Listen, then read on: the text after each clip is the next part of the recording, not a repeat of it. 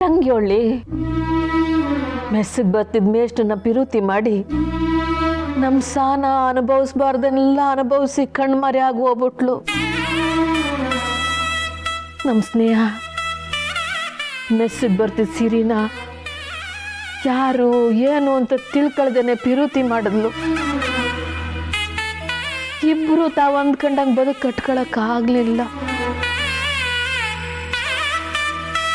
ನಾನು ಹಾಗೆ ಮಾಡ್ತೀನಿ ಅಂತ ಭಯ ಅಲ್ವಾ ನಿನಗೆ? ಹೌದು ಹೌದು, ನೀನು ಎಲ್ಲಿ ನಿಮ್ಮ ಅಕ್ಕಂದ್ರ ದಾರಿ ತುಳಿತೀಯೋ ಅಂತ ತಿಗ್ಲು. ನನ್ನ 2 ಮಕ್ಕಳು ಪಿರುತಿ ಮಾಡಿ ಏನು ಅನುಭವಿಸಿದ್ರು ಅನ್ನೋದು ನನ್ನ ಕಣ್ಣು ಮುಂದೆನೇ ಐತೆ. ಎಲ್ಲ ಸರಿ ಇದ್ರೇ ಸರಿ ಸುಮ್ಮ, ಇಲ್ಲದೆ ಹೋದ್ರೆ ನಮ್ಮ ಕನಸುಗಳನ್ನೆಲ್ಲ ಪಣಕ್ಕಿಡ್ಬೇಕಾಯ್ತದೆ. ನಾವು ಕನಸು ಕಂಡಂಗೆ ನಮಗೆ ಬದುಕು ಸಿಗಕ್ಕಿಲ್ಲ. ನೀನು ನಿಮ್ಮ ಅಕ್ಕಂದ್ರ ದಾರಿ ತುಳಿಬೇಡ.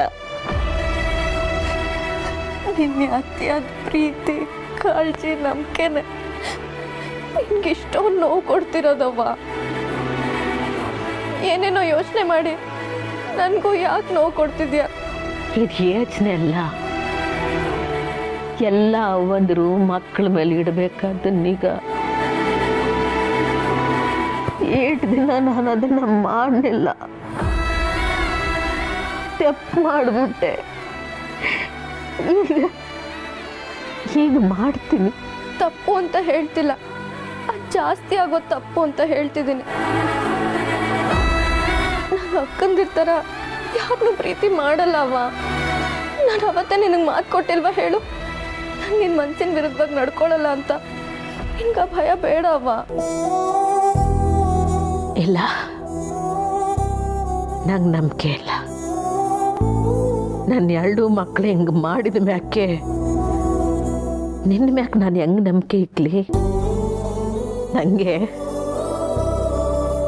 ನಿನ್ನ ವಯಸ್ಸಿನ ಮೇಲೆ ಸಂಶಯ, ನಿನ್ನ ಸ್ನೇಹಿತರ ಮೇಲೆ ಸಂಶಯ.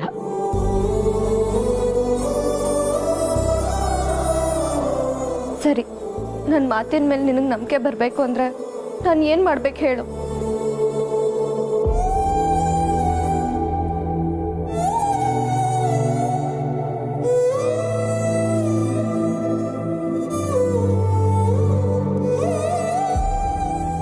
ನಾನು ಯಾರನ್ನು ಪಿರುತಿ ಮಾಡಕ್ಕಿಲ್ಲ ಅಂತ ನಾನು ನಂಬಿರೋ ಚಾಮುಂಡವನ ಮೇಲೆ ಪ್ರಮಾಣ ಮಾಡಿ ಹೇಳು.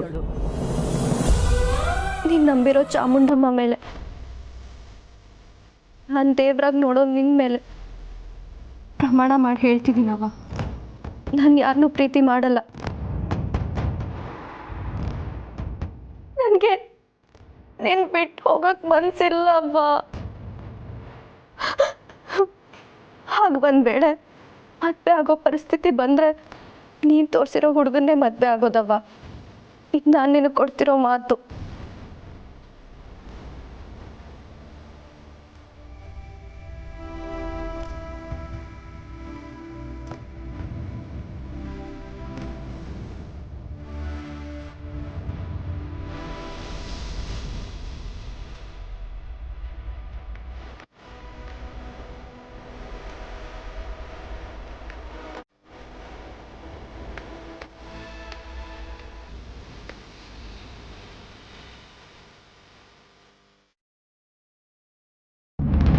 ಬಂಗಾರ ಬಂಗಾರ ಏನಾಯ್ತು?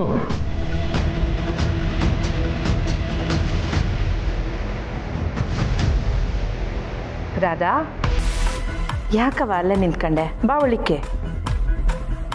ಅತ್ತೆ, ನಾನು ಈ ಮನೆ ಒಳಗಡೆ ಬರಲ್ಲ. ಯಾಕವ?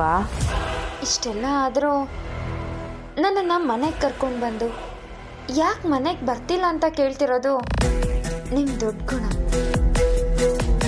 ನಿಮ್ಮ ಒಳ್ಳೆತನಕ್ಕೆ ನಾವು ಯೋಗ್ಯರಲ್ಲ. ದಯವಿಟ್ಟು ನನ್ನನ್ನು ಮನೆ ಒಳಗೆ ಬಾ ಅಂತ ಬಲವಂತ ಮಾಡಬೇಡಿ ಅತ್ತೆ. ನಾನು ಎಲ್ಲಾದ್ರೂ ದೂರ ಹೊರಟೋಗ್ತೀನಿ.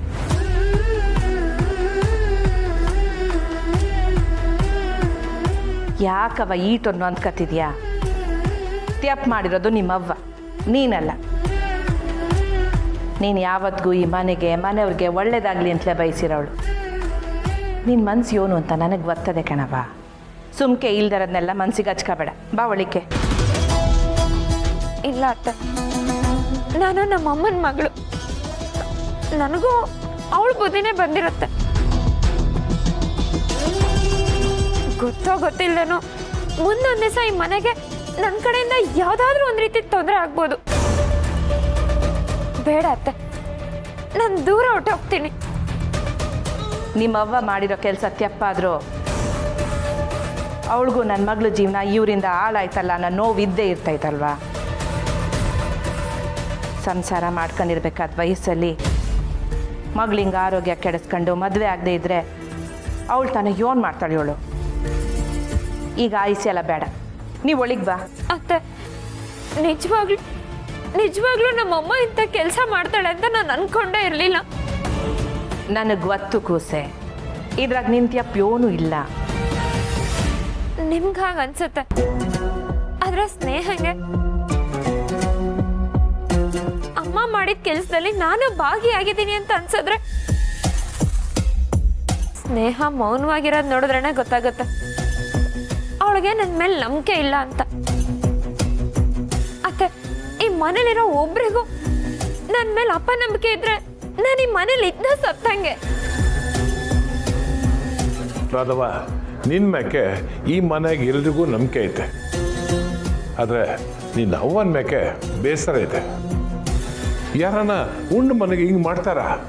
ರೀ, ಸಸಿಕಲಾ ಏನೋ ಆತ್ರದಾಗೆ ಹಿಂಗೆಲ್ಲ ಮಾಡೋಳೆ. ಅದಕ್ಕೆ ಈ ಮಗ ಏನು ಮಾಡ್ತೈತೆ? ಅತ್ತೆ, ನೀವು ನನ್ನ ಅತ್ತೆ ಅಂತ ನನ್ನ ಮೇಲೆ ಅನುಕಂಪ ತೋರಿಸ್ತಿದ್ದೀರಾ, ನನ್ನ ಮೇಲೆ ನಂಬಿಕೆ ಇಡ್ತಿದ್ದೀರಾ. ಆದರೆ ಸ್ನೇಹಂಗೆ ನನ್ನ ಮೇಲೆ ಅನುಮಾನ ಇದ್ದೇ ಇರುತ್ತೆ. ಯಾಕೆ ಅಂದರೆ ನಮ್ಮಮ್ಮ ಅವಳ ಮೇಲೆ ಅಪರಾಧಿ ಪಟ್ಟ ಕಟ್ಟಿದ್ಲು. ಹಾಗಾಗಿ ನಾನು ಏನೇ ಮಾಡಿದ್ರು ಅವಳಿಗೆ ನನ್ನ ಮೇಲೆ ನಂಬಿಕೆ ಬರಲ್ಲ. ಇದರಿಂದ ಸ್ನೇಹಂಗೆ ಎಷ್ಟು ನೋವಾಗಿದೆ ಅಂತ ನನಗೆ ಅರ್ಥ ಆಗುತ್ತತ್ತೆ. ಈ ಮನೆ ಸೊಸೆಗೆ ನಾನು ಈ ಮನೆ ಒಳಗೆ ಬರೋದು ಇಷ್ಟ ಇಲ್ಲ ಅಂದರೆ ನಾನು ಈ ಮನೆಗೆ ಕಾಲಿಡಲ್ಲ. ಸ್ನೇಹ ನನ್ನ ಸೊಸೆ. ನನಗೆ ಯಾವ್ದು ಸರಿ ಅನಿಸ್ತೈತೋ ಅವಳಿಗೂ ಅದೇ ಸರಿ ಅನಿಸ್ತೈತೆ. ನನ್ನ ಮಾತಿಗೆ ನನ್ನ ಸೊಸೆ ಸ್ನೇಹ ಬೆಲೆ ಕೊಡ್ತಾಳೆ ಅಲ್ವೇ ಸ್ನೇಹ?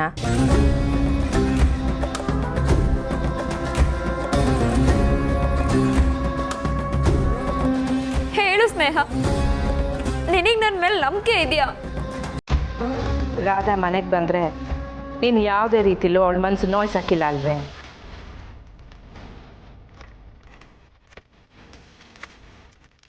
ಕೇಳವ ಸ್ನೇಹ.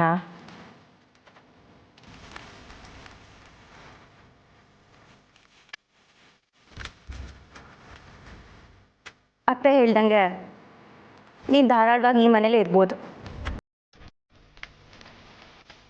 ನಿನ್ನ ಮೇಲೆ ನನಗೆ ಯಾವ ರೀತಿ ಅಸಮಾಧಾನ ಅಥವಾ ಅನುಮಾನ ಇಲ್ಲ.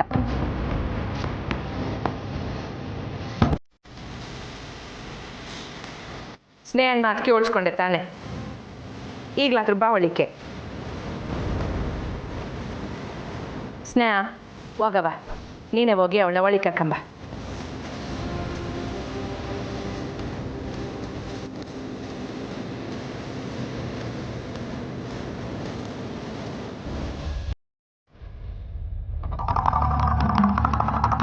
ಬಾರಲ್ಲ.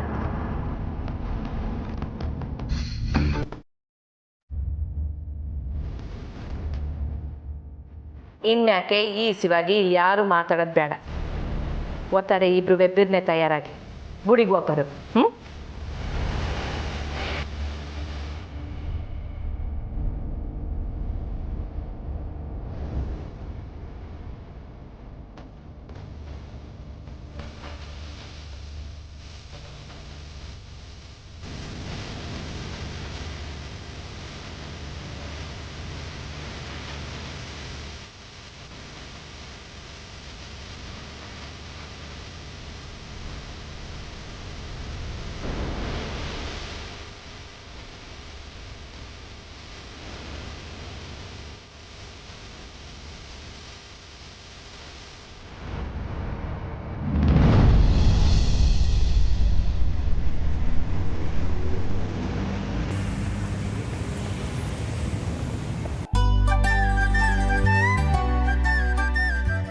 ಆಲಕ್ಕಿ ನುಡಿತೈತೆ ಆಲಕ್ಕಿ ನುಡಿತೈತೆ ಜಾವ ಕಟ್ಟುವ ಮುನ್ನ ಆಲಕ್ಕಿ ನುಡಿತೈತೆ ಆಲಕ್ಕಿ ನುಡಿತೈತೆ ಆಲಕ್ಕಿ ನುಡಿತೈತೆ ನುಡಿಯಕ್ಕಿ ಶಕುನ ಶುಭವಾಗುತ್ತೈತೆ ಆಲಕ್ಕಿ ನುಡಿತೈತೆ ಆಲಕ್ಕಿ ನುಡಿತೈತೆ ಶುಭವಾಗುತ್ತೈತೆ ತಾಯಿ ಶುಭವಾಗುತ್ತೈತೆ.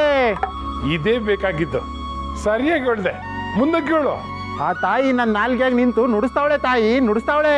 ಕೊಡೋ ಮನಸ್ಸಿರೋ ಮನುಷ್ಯರ ಮನೆ ಇದು. ಊರ್ ಕಷ್ಟಕ್ಕೆ ನೆರಳಾಗಿ ನಿಲ್ಲೋ ಸೂರಿದು. ನ್ಯಾಯವಾಗಿ ಬದುಕಬೇಕೆಂಬ ಗುಣಕಕ್ಷಿರುವ ಗೂಡಿದು. ಹುನ್ನಾರದ ಮನಸ್ಸಿನ ಕಿಡಿಯೊಂದು ಶಮನ ಆಗೋ ಕಾಲ ಬಂದೈತೆ ತಾಯಿ ಬಂದೈತೆ. ಗೋಕುಲದಂತ ಈ ಮನೆಗೆ ಆಡ್ಲಿಕ್ಕೆ ನಂದನ ಬರ್ತಾನೆ.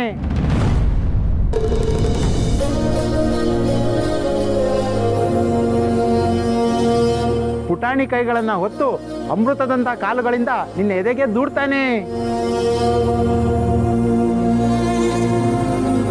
ಈ ಮನೆಯ ಹೆಣ್ಣಿನ ಮಡಿಲು ತುಂಬೋಕೆ ಆ ದೊರೆಯ ಧರೆಗೆ ಪುಟ್ಟ ಕಂದಮವಾಗಿ ಬರುತ್ತಾನೆ ತಾಯಿ ಬರುತ್ತಾನೆ.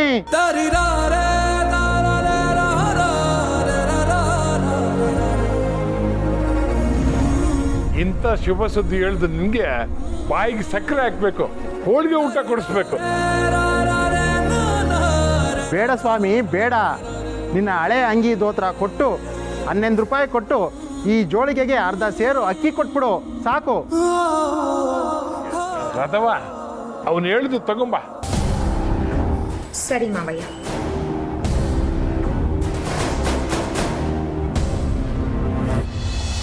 ದೊರೆ, ಅಂತೂ ಈ ಮನೆಗೆ ಕೂಸು ಬರೋ ಸುದ್ದಿ ಗೊತ್ತಾಗುತ್ತೆ. ಸೊಸೆ, ಯಾವಾಗವ ಸಿಹಿ ಸುದ್ದಿ ಕೊಡೋದು?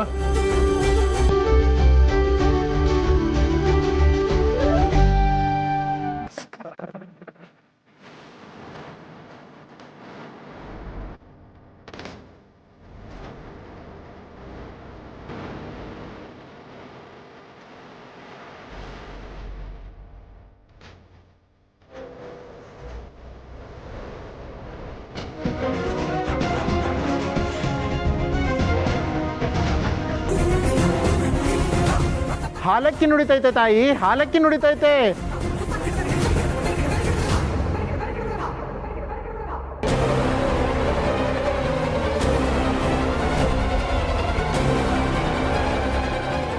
ಎಲ್ಲರೂ ಮಗು ವಿಷಯದಲ್ಲಿ ಇಷ್ಟೊಂದು ಖುಷಿಯಾಗಿದ್ದಾರೆ ಅಂದರೆ ನಾನು ಇದನ್ನ ನಿಜ ಮಾಡಲೇಬೇಕು. ಅದು ನಾನು ಈ ಮನೆ ಸೊಸೆಯಾಗಿ ನನ್ನ ಕರ್ತವ್ಯ ಕೂಡ.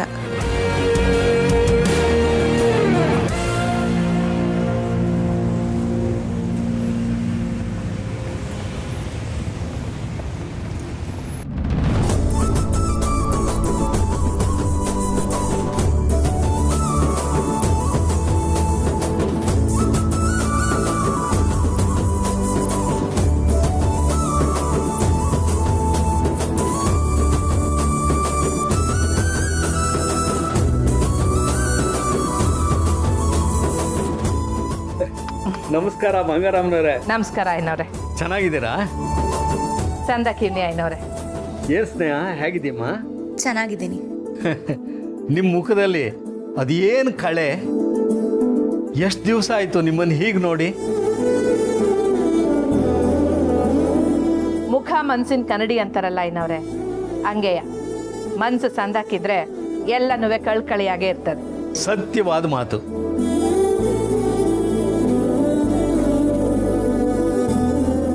ಸ್ನೇಹ, ನೀನು ಪೂಜೆಗೆ ಬೇರೆ ಬುಟ್ಟಿ ತಗೊಂಡ್ಬಂದಿದ್ದೀನಮ್ಮ? ಇಲ್ಲ ಏನವ್ರೆ, ನಮ್ಮ ಅತ್ತೆ ಹೇಳಿದ್ರಲ್ಲ, ಎಲ್ಲರೂ ಮನಸ್ಸು ಒಂದಾಗಿದೆ. ಇನ್ಮೇಲಿಂದ ಬೇರೆ ಬೇರೆ ಅನ್ನೋ ಮಾತೇ ಇಲ್ಲ. ಒಳ್ಳೇದಾಗಲಿ. ಬಂಗಾರಮ್ಮನವ್ರೆ, ಯಾರ ಹೆಸ್ರಿಗೆ ಅರ್ಚನೆ ಮಾಡಲಿ? ನನ್ನ ಮಗ ಸೊಸೆ ಹೆಸರಿನಲ್ಲಿ ಅರ್ಚನೆ ಮಾಡಿ ಐನವ್ರೆ. ಈಟು ದಿನ ಅವರು ಬ್ಯಾರೆ ಅವ್ರನ್ನ ಅನುಸರಿಸಿದ್ ಸಾಕು. ಇನ್ಮ್ಯಾಕಾದ್ರೂ ಇವರಿಬ್ರು 100 ಕಾಲ ಸುಖವಾಗಿ ಸಂತೋಷವಾಗಿ ಬಾಳಂಗೆ ಅವಂಗೆ ಅರ್ಚನೆ ಮಾಡಿಸಿ. ಐನವ್ರೆ, ನಮ್ಮ ಅತ್ತೆ ಹೇಳ್ದಂಗೆ ಅವ್ನ ಮಗ ಸೊಸೆ ಸುಖವಾಗಿ ಬಾಳ್ಬೇಕು ಅಂದ್ರೆ ಮೊದಲು ನಮ್ಮ ಅತ್ತೆ ಮತ್ತೆ ಮಾವಯ್ಯ ಚೆನ್ನಾಗಿರ್ಬೇಕು, ಆರೋಗ್ಯವಾಗಿರ್ಬೇಕು, ಸುಖವಾಗಿ ನಗ್ನಗ್ತಾ ಇರಬೇಕು. ಅದಕ್ಕೆ ನೀವು ಅವರಿಬ್ರು ಹೆಸರಲ್ಲೇ ಒಂದು ಒಳ್ಳೆ ಅರ್ಚನೆ ಮಾಡಿಸಿ. ಹಾ, ಅತ್ತೆಗೆ ತಕ್ಕ ಸೊಸೆ.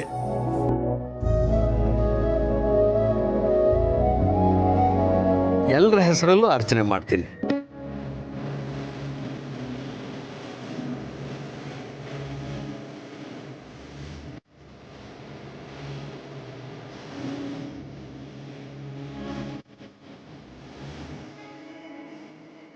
ಅವ್ವ ಇಲ್ಲಿ ಗಂಟನೂ ಒಂದು ದಿವ್ಸಕ್ಕಾದರೂ ಸೊಸೆ ನಮ್ಮ ಮನೆಗೆ ತಕ್ಕನಾದವಳು ಅಂತ ಅನ್ಸೇ ಇರಲಿಲ್ಲ. ಅದಕ್ಕೆ ಕಾರಣನೂ ನಿಂಗೆ ಗೊತ್ತೈತೆ. ಆದರೆ ಈಗ ಮನೆಗೆ ಮನ್ಸುಗಳ ಗಂಟಿಗೆ ಸೂತ್ಕ ಕಳೆದು ವರ್ಷ ಪೂರ್ತಿ ಹಬ್ಬ ಮಾಡೋಷ್ಟು ಸಂತೋಷ ಕೊಟ್ಟಿದ್ಯಾ. ಈ ಸಂತೋಷ ಹಿಂಗೆ ಮುಂದುವರಿಯಂಗೆ ಕಾಪಾಡೋ ಜವಾಬ್ದಾರಿನೂ ನಿಂದೆ ತಾಯಿ. ಅಮ್ಮ ತಾಯಿ, ಅತ್ತೆ ನನಗೀಗ ಅವ್ವನಾಗಿ ಬದಲಾಗ್ತಿದ್ದಾರೆ. ಅವ್ರಿಗೆ ನಾನು ಕೃತಜ್ಞತೆ ಹೇಳಕ್ಕಿರೋದು ಒಂದೇ ದಾರಿ. ಆದಷ್ಟು ಬಿರ್ನೆ ನಮ್ಮ ಮನೆಗೆ ಒಂದು ಕೂಸು ಬಂದ್ಬಿಟ್ರೆ ನಮ್ಮ ಸಂಭ್ರಮ ಸಡಗರ ಇನ್ನೂ ಹೆಚ್ಚಾಗ್ತೈತೆ.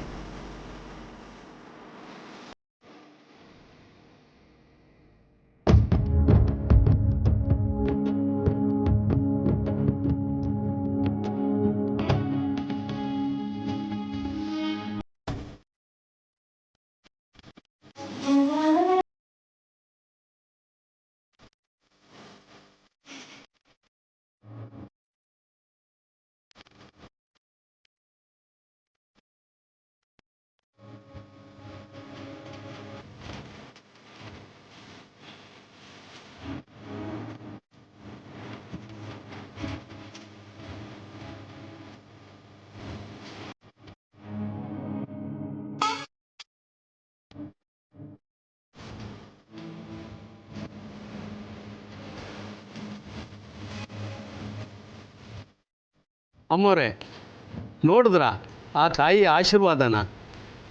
ಏನವ್ರೆ? ನಿಮ್ಮ ಸೊಸೆ ಕೈಗೆ ಬಂದಿರೋ ಪ್ರಸಾದ ನೋಡಿದರೆ ನಿಮ್ಮ ಮನೆಗೆ ಹೊಸ ಅತಿಥಿ ಬರೋ ಶುಭ ಲಕ್ಷಣಗಳು ಕಾಣ್ತಾ ಇದೆ.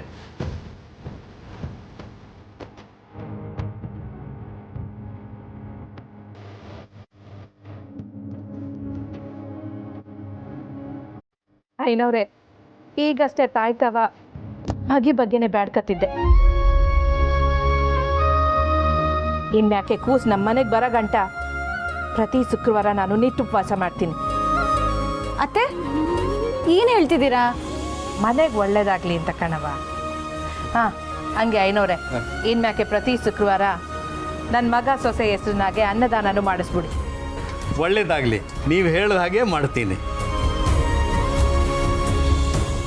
ನಾನಿದ್ದು ಇವ್ರನ್ನ ಇಷ್ಟೊಂದು ಹತ್ರ ಆಗಕ್ಕೆ ಬಿಟ್ಬಿಟ್ನ. ಇಲ್ಲ ಇಲ್ಲ, ಇದನ್ನು ಮುಂದುವರಿಯೋಕೆ ಬಿಡಬಾರ್ದು. ಈಗಲೇ ಏನಾದರೂ ಮಾಡಬೇಕು. ಐನವ್ರೆ, ಇವಳು ನನ್ನ ನಾದಿನಿ ಮಗಳು ರಾಧಾ. ಸಂಸ್ಕಾರವಂತೆ, ಇದ್ಯವಂತೆ, ಇನಿಯವಂತೆ. ಇವಳಿಗೆ ತಕ್ಕನಾಗಿರೋ ಯಾರಾನ ಒಳ್ಳೆ ಹುಡುಗ ಇದ್ರೆ ಹೇಳಿ, ಇವಳಿಗೂ ಬಿರ್ನೆ ಲಗ್ನ ಮಾಡಿ ಮುಗಿಸ್ಬಿಡ್ತೀವಿ.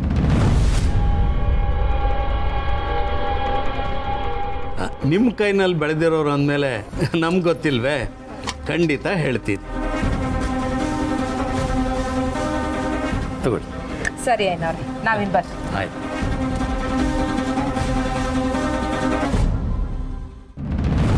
ಸ್ನೇಹ, ಹೆಂಗೂ ಈಟ್ ದೂರ ಬಂದಿದ್ದೀವಲ್ಲ, ಹಂಗೆ ಒಂದೇ ಪುಟ್ಟಕ್ಕನ್ ಮಾಡ್ಕೊಂಡು ಬರನ್ವೇ?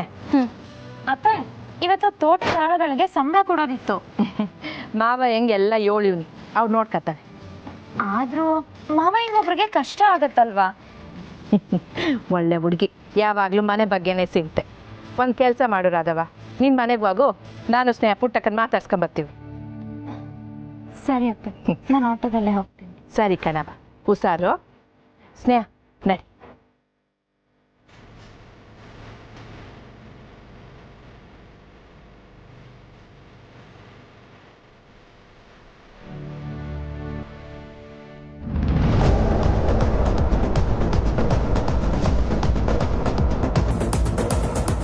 ಇವಳಿಗೆ ತಕ್ಕನಾಗಿರೋ ಯಾರಾನ ಒಳ್ಳೆ ಹುಡುಗ ಇದ್ರೆ ಹೇಳಿ, ಇವಳಿಗೂ ಬಿರ್ನೆ ಲಗ್ನ ಮಾಡಿ ಮುಗಿಸ್ಬಿಡ್ತೀವಿ.